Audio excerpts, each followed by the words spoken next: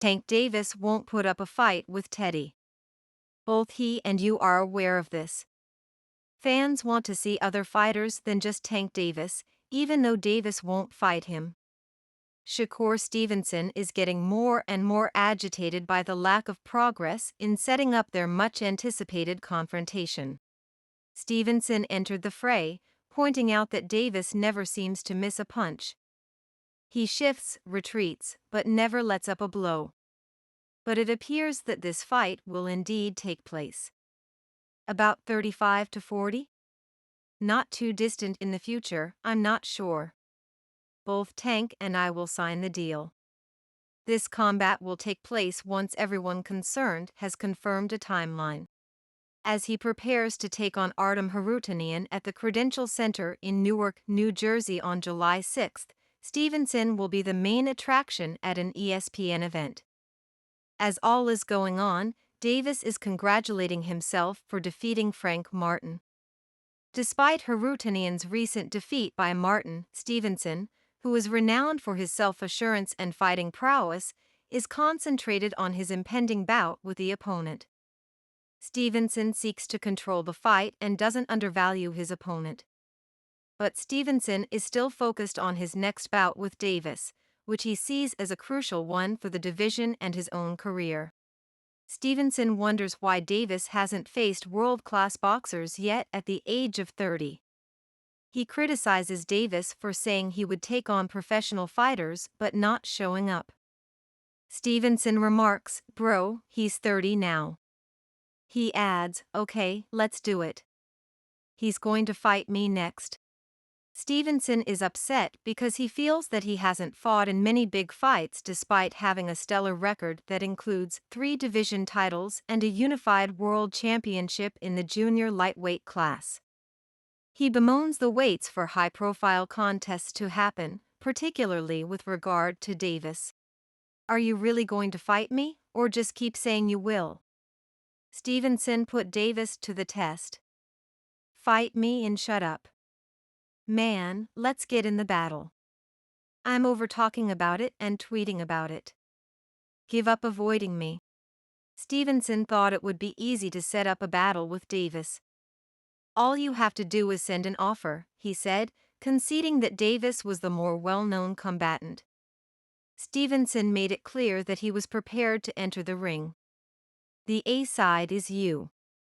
Not that I'm the A-side, mind you. The one with all the fame is you. I will be here, no matter what happens. I'm not planning on leaving. I'll be here as soon as you say, 'Let's fight.'" Stevenson also voiced his displeasure with Frank Martin, who pulled out of a November bout that Stevenson went on to win over Edwin de Los Santos for the vacant WBC lightweight title. Stevenson chastised Martin for pulling out of their scheduled fight and questioned his elite status. "Frank Martin agreed to fight me, became well known for it, and then chose not to fight me. Frank has to face Tank before me, and I don't mean any disrespect. But it appears that the bout between Tank Davis and Stevenson has been set for the summer of 2024. The boxing world is paying attention to this much-anticipated bout because it features 2 of the most talented and accomplished fighters in the business. Tank should have fought de Los Santos, a guy I just beat," declares a resolute Stevenson. "He ought to have confronted him over me, but he's gonna fight someone I defeated. How does that make sense?" His annoyance is evident as he berates Davis for not playing meaningful opponents despite his stellar resume. Leonard Ellerbe has promised Tank another knockout, and both Bob Arum and Ellerbe have expressed support for the forthcoming fight. Josh Dubin, Stevenson's co-manager, has steadfastly maintained his fighter's standing as a major boxing draw. Dubin took issue with Arum's remarks, saying that Lomachenko is a more profitable choice for Davis because of his capacity to draw crowds and sell tickets. Dubin called this line of thinking absurd, citing Stevenson's consistently excellent ESPN viewership ratings and strong ticket sales. "Shakur has been consistently one of the highest-rated fighters on their roster," Dubin said. He has packed venues like Newark's United Center. Saying he isn't a draw is absurd. Dubin also took issue with how Stevenson's present promoters have managed his career, implying that they are reluctant to set up big bouts because of negotiations over contracts or other commitments. Stevenson has demonstrated his abilities in a variety of weight classes, winning titles at featherweight and junior lightweight. He has an outstanding professional unbeaten record.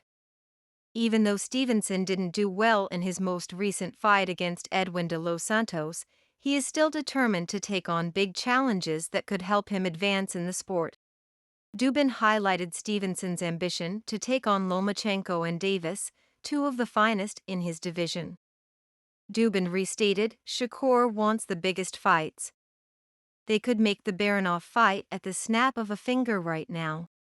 Stevenson's camp disputes the notion that he isn't attractive enough to land big fights, claiming that he is more than capable of garnering substantial viewership and fan support.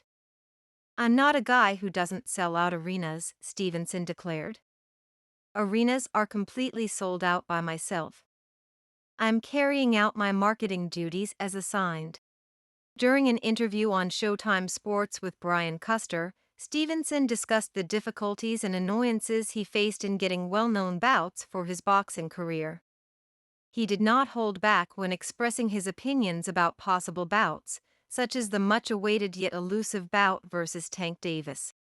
When questioned about the highly anticipated showdown with Frank Martin, Stevenson gave a direct explanation for why the fight didn't work out. Stevenson remarked, I think Frank Martin got cold feet.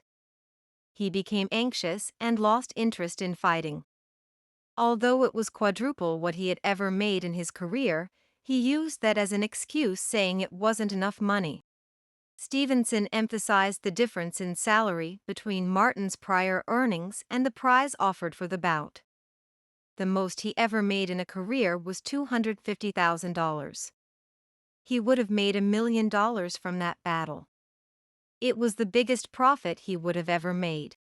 Stevenson was dubious when Custer hypothesized that Martin may have withdrawn because a larger bout was likely to come up soon. Fighters, in my opinion, don't want to lose. He is aware that I am among the top boxers in the world. He desired to earn 10 times more than he had in his career if he was willing to accept a failing grade. Stevenson was clearly frustrated when he talked about how hard it is to get matches against elite opponents. It's really annoying, he remarked. He turned down the biggest offer he had ever received to fight me because of the Lomachenko scenario. Frank Martin is in the same boat.